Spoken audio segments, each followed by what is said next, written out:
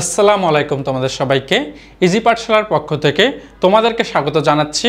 আমি হৃদয় রায়, শিক্ষার্থী, ঢাকা বিশ্ববিদ্যালয়। সো আজকে আমরা আলোচনা করব অর্থনীতির প্রথম পত্রের থার্ড চ্যাপ্টারের একটা অংশ নিয়ে, সেটা হচ্ছে মোট উৎপাদন ও প্রান্তিক উৎপাদন। সো গত ক্লাসে আমরা যে জিনিসটা আলোচনা করছিলাম সেটা হচ্ছে উৎপাদন কাকে বলে এবং উৎপাদনের যে উপকরণ 4 ধরনের, এই 4 ধরনের সম্পর্কে বিস্তারিত।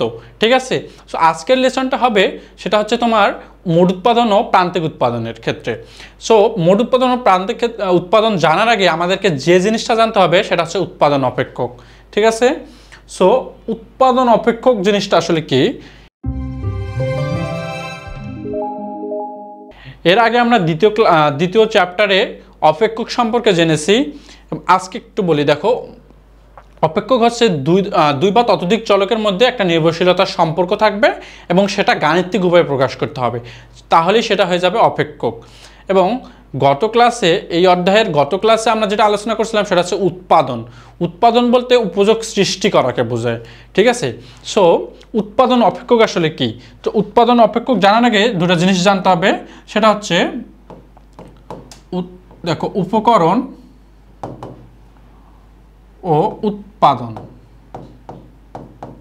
তাহলে দেখো এই যে জিনিস দুটো দেখতেছো, একটা হচ্ছে উপকরণ এবং একটা উৎপাদন।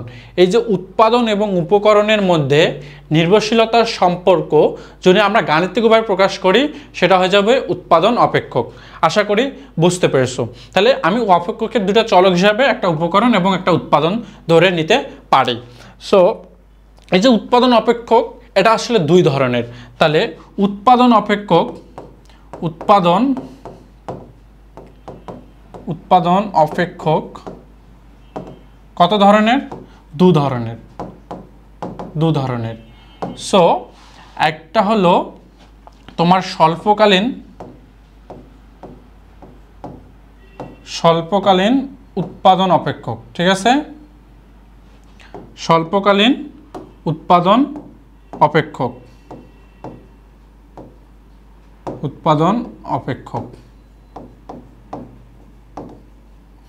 দ্বিতীয়টা হচ্ছে দীর্ঘকালীন। দ্বিতীয়টা কি? দীর্ঘকালীন উৎপাদন অপেক্ষক। তাহলে স্বল্পকালীন এবং দীর্ঘকালীন ব্যাপারটা কি আমি যদি একটু বলি, দেখো স্বল্পকালীন হচ্ছে যে উৎপাদন অপেক্ষকে তোমার একটি মাত্র চলক স্থির থাকবে এবং বাকিগুলো পরিবর্তনশীল। ঠিক আছে, আমি যদি একটা সমীকরণ দিয়ে বোঝাই, দেখো একটা অপেক্ষক দেখি, এফ অফ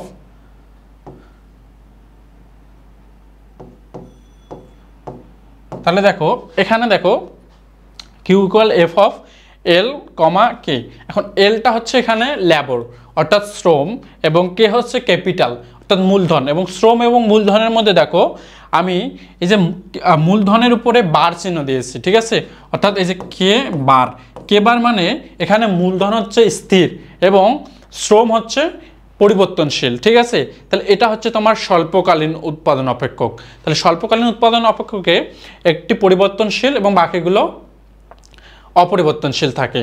এবং দীর্ঘকালীনের ক্ষেত্রে দেখো ভাইয়া, দীর্ঘকালীনে আমি যদি একটু বলি, তাহলে দীর্ঘকালীনে একটু দেখো, দীর্ঘকালে সকল উপকরণই পরিবর্তনশীল। তাহলে আমি লিখতে পারি না কিউ ইকুয়াল এফ অফ এল কে। তাহলে দেখো নিচের সমীকরণে শ্রম এবং মূলধন উভয়ই পরিবর্তনশীল, আর স্বল্পকালে একটি পরিবর্তনশীল এবং বাকিগুলো অপরিবর্তনশীল। তাহলে এই জিনিসটা হচ্ছে স্বল্পকালীন উৎপাদন অপেক্ষক এবং দীর্ঘকালীন উৎপাদন অপেক্ষক। চলো এবার আমরা যে জিনিসটা আলোচনা করব সেটা হচ্ছে মোট উৎপাদন এবং প্রান্তিক উৎপাদন। ঠিক আছে, মোট উৎপাদন ও প্রান্তিক উৎপাদন। তাহলে এই জিনিসগুলো দেখো, তাহলে আমরা এবার আলোচনা করব মোট উৎপাদন এবং প্রান্তিক উৎপাদন।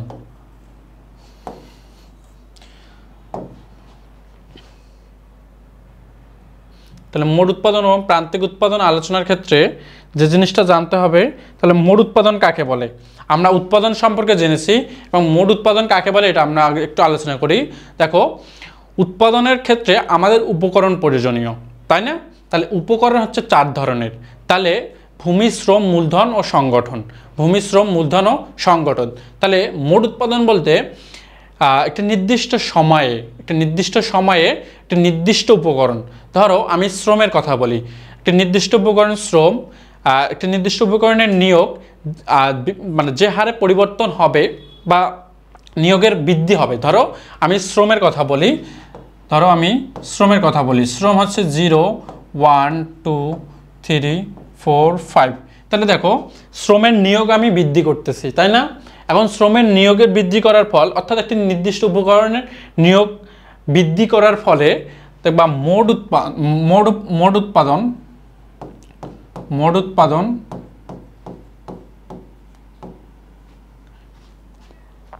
তাহলে শ্রম নিয়োগ বৃদ্ধি করার ফলে মোট উৎপাদনও কি হবে? মোট উৎপাদনও বৃদ্ধি পাবে। তাহলে এই যে ব্যাপারটা হচ্ছে একটা নির্দিষ্ট সময়ে একটি নির্দিষ্ট উপকরণ নিয়োগ বৃদ্ধির ফলে মোট যে পরিমাণ উৎপাদন হয় তাকে মোট উৎপাদন বলা হয়। ঠিক আছে? তাহলে এটার পরিবর্তে আমি নিতে পারি, এখানে দেখো 0 এবং 3 5 6 6 5। তাহলে দেখো এই যে জিনিসটা, এটা হচ্ছে সূচিটা। ঠিক আছে? এই সূচিটা তোমার উদ্দীপকে দেওয়া থাকবে। এখন এখান থেকেই তোমাকে মোট উৎপাদন রেখা তৈরি করতে বলতে পারে। তাহলে দেখো এবার সূচি থেকে রেখা তৈরির যে নিয়ম, সে জিনিসটা একটু আমরা আলোচনা করি। দেখো সে জিনিসটা হচ্ছে, তোমার এখানে শ্রম দেওয়া আছে, এবং মোট উৎপাদন দেওয়া আছে, তাই তো? শ্রম আছে এবং মোট উৎপাদন দেওয়া আছে।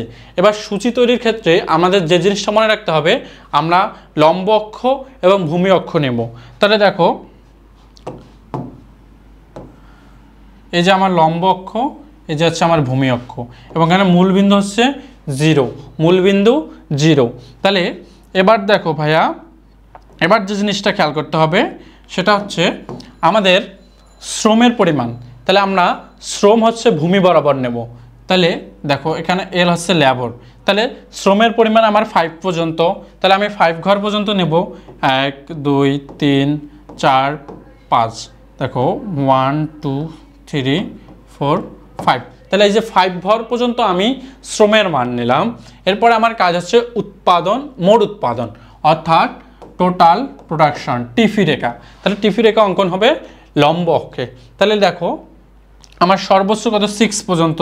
তাহলে 1 2 3 4 5 6। 1 2 3 4 5 6। এখন ভাইয়া, যখন তোমার শ্রমের পরিমাণ 0, মোট উৎপাদন তখন 0, অর্থাৎ এই বিন্দুতে, অর্থাৎ মূল বিন্দুতে। ঠিক আছে? এবার শ্রমের পরিমাণ যখন 1, তখন মোট উৎপাদন হচ্ছে 3। তাহলে শ্রমের পরিমাণ যখন 1, অর্থাৎ এই বিন্দু, তখন মোট উৎপাদনের পরিমাণ হচ্ছে 3, এই বিন্দু। ঠিক আছে? তাহলে নেক্সট যে জিনিসটা দেখো, শ্রমের পরিমাণ যখন 2, তখন মোট উৎপাদন 5। মোট উৎপাদন তখন 5, এই যে 5 এবং শ্রমের পরিমাণ 2, এদের বিন্দু এই জায়গায়। নেক্সট কি ভাইয়া? যখন 3 তখন 6, যখন 3 তখন হচ্ছে মোট উৎপাদন 6। নেক্সট দেখো যখন 4 তখন 6, আচ্ছা যখন 4 তখন 6, তাহলে এই বিন্দু। এরপরে সর্বশেষ যেটা, সেটা হচ্ছে যখন শ্রমের পরিমাণ 5, তখন মোট উৎপাদন কত? 5, অর্থাৎ এই জায়গায়। তাহলে দেখো আমি সকল বিন্দু পেয়ে গেছি। এখন জাস্ট ফ্রি হ্যান্ডে তুমি জাস্ট বিন্দুগুলো যোগ করে দাও। তাহলে আমার এই যে মূল বিন্দু থেকে শুরু করে এই বিন্দু থেকে এই বিন্দু, দেখো এর প্রত্যেকটা বিন্দুকে সেট করে দাও এবং তোমার টিপি রেখা অঙ্কন হয়ে যাবে। তাহলে দেখো, তাহলে আমি ভূমি অক্ষে কি নিলাম, লম্ব অক্ষে কি নিলাম? ভূমি অক্ষে আমি শ্রম এবং লম্ব অক্ষে আমি মোট উৎপাদন। তাহলে দেখো শ্রম নিয়োগ বৃদ্ধির সাথে সাথে যে পরিমাণ উৎপাদন হবে সেটা হচ্ছে মোট উৎপাদন। ঠিক আছে? তাহলে মোট উৎপাদন রেখা দেখো শুরুর দিকে বৃদ্ধি পেলেও একটি নির্দিষ্ট সময় পর সেটা কি হয়? হ্রাস পাচ্ছে, অর্থাৎ নিম্নমুখী। শুরুর দিকে ঊর্ধ্বগামী এবং একটি নির্দিষ্ট সময়ের পর সেটা আবার নিম্নগামী। তাহলে দেখো তোমাকে যদি মোট উৎপাদন রেখা অঙ্কন করতে বলে আশা করি তোমরা পারবে। এখন এই সূচি জিনিসটা হচ্ছে তোমার, দেখো এই সূচি এটা তোমার প্রশ্নে দেওয়া থাকবে, ঠিক আছে? এটা নিয়ে দুশ্চিন্তা করার কোনো কারণ নেই। এই জিনিসটা তোমার উদ্দীপকে তোমার প্রশ্নে সুন্দর করে দেওয়া থাকবে ভাইয়া। তুমি জাস্ট তোমার কাজ হচ্ছে তুমি লম্ব অক্ষে কী নেবা, লম্ব অক্ষে হচ্ছে মোট উৎপাদন এবং ভূমি অক্ষে কী নেবা, শ্রমের মান। তাহলে শ্রমের মান অনুযায়ী তুমি লম্ব অক্ষে মোট উৎপাদন বিন্দুগুলো বসায় দাও। সকল বিন্দু যখন বসানো শেষ, এরপরে তোমার কাজ হচ্ছে প্রত্যেকটা বিন্দুকে সেট করে একটা ফ্রি হ্যান্ড রাইটিংয়ে একটা কার্ভ তৈরি করা। দ্যাটস ইন, তোমার এই কার্ভটাই হচ্ছে মোট উৎপাদন বা টোটাল প্রোডাকশন কার্ভ, ঠিক আছে? এরপরে যে জিনিসটা সেটা হচ্ছে প্রান্তিক উৎপাদন, ঠিক আছে? এখন ভাইয়া প্রান্তিক উৎপাদনের ক্ষেত্রে মোট উৎপাদন থেকে আমরা প্রান্তিক উৎপাদন বের করতে পারি। তাহলে মোট উৎপাদন থেকে প্রান্তিক উৎপাদন বের করার নিয়ম দেখো একটু, হ্যাঁ একটু দেখো। তাহলে দেখো আমি যদি এখানেই দেখো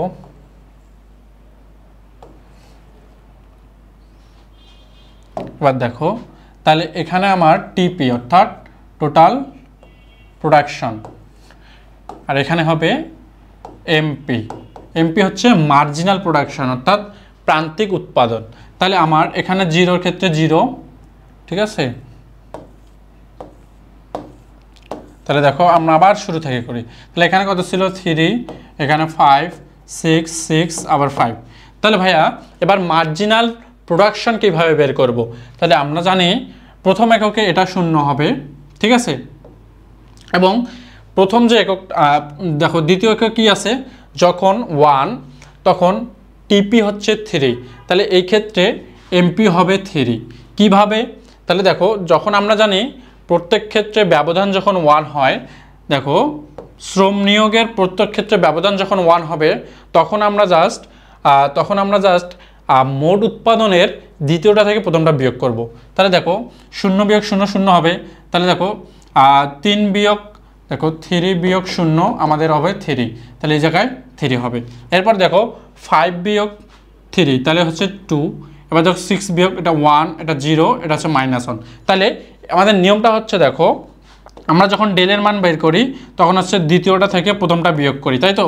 তাহলে দ্বিতীয়টা থেকে প্রথমটা বিয়োগ। তাহলে ঠিক একইভাবে দেখো আমি 3 থেকে 0 বিয়োগ করব 3, 5 থেকে 3 বিয়োগ করব 2, 6 থেকে 5 বিয়োগ করব 1, 6 থেকে 6 0 এবং 5 থেকে -6 -1। তাহলে দেখো আমার কিন্তু মার্জিনাল প্রোডাকশন এটা বের করা শেষ। তাহলে এবার মার্জিনাল প্রোডাকশন তোমার হাতে আছে, এবার তুমি জাস্ট এমপি কার্ভ তৈরি করো। তাহলে এখানে টিপি আছে, এবার হবে এমপি। তাহলে দেখো এমপির ক্ষেত্রে তোমার -1 আছে এবং সর্বোচ্চ 3 পর্যন্ত আছে। তাহলে এবার আমি -1 পর্যন্ত নেই, দেখো -1, ঠিক আছে? এটা হচ্ছে -1। তাহলে এবার কাজ হচ্ছে ভাইয়া যখন তোমার 0, তাহলে সব 0, তাহলে এই বিন্দুতেই, ঠিক আছে? তাহলে শ্রম যখন 0, টিপিও 0 এবং এমপিও 0। এরপর দেখো তারপরে হচ্ছে যখন শ্রম 1 তখন হচ্ছে তখন তোমার এমপি কত ভাইয়া, এমপি 3 অর্থাৎ এই বিন্দুতে। এবং শ্রম যখন 2 একক তখন তোমার এমপি হচ্ছে 2, এমপি হচ্ছে 2। তাহলে দেখো এই যে এই বিন্দুতে, ঠিক আছে? এরপরে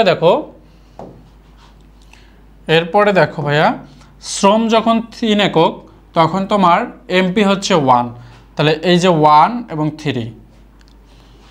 এরপরে যেটা আছে দেখো শ্রম যখন 4 তখন তোমার এমপি 0, তাহলে এই যে যখন 4 এমপি 0 বলতে এই বিন্দুতেই হবে, ঠিক আছে? এরপরে লাস্ট যেটা তোমার শ্রমের পরিমাণ যখন 5 তোমার এমপি হচ্ছে -1, তাহলে এই যে যখন 5 তখন -1 বলতে নিচে, ঠিক আছে? -1 বলতে নিচে।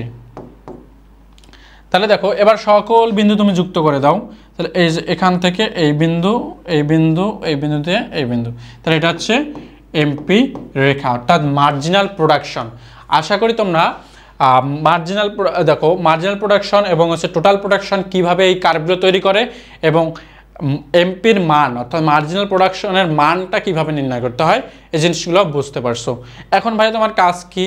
এখন কাজ হচ্ছে তুমি এ পর্যন্ত যে প্রক্রিয়ায় কার্ভ তৈরি করলা এই প্রক্রিয়াটা জাস্ট বাংলায় লিখে দেবা বিবরণে, অর্থাৎ চিত্র বিবরণ, চিত্র পরিস্থিতিতে। ঠিক আছে, তুমি লম্ব অক্ষে কী নিলা, ভূমি অক্ষ কী নিলা, এই জিনিসগুলো তুমি জাস্ট বাংলায় লিখে দেবা, দ্যাটস এনাফ। ঠিক আছে, তো এই জিনিসগুলো লিখে দিতে পারলে তুমি মানে সুন্দর একটা মার্ক ক্যারি করতে পারবো পরীক্ষার হলে। ঠিক আছে, সো আশা করি তোমরা এই জিনিসগুলো বুঝতে পারছো। আজকের এই ক্লাসটা এ পর্যন্তই। ঠিক আছে, সবাই ভালো থাকবে। আসসালামু আলাইকুম।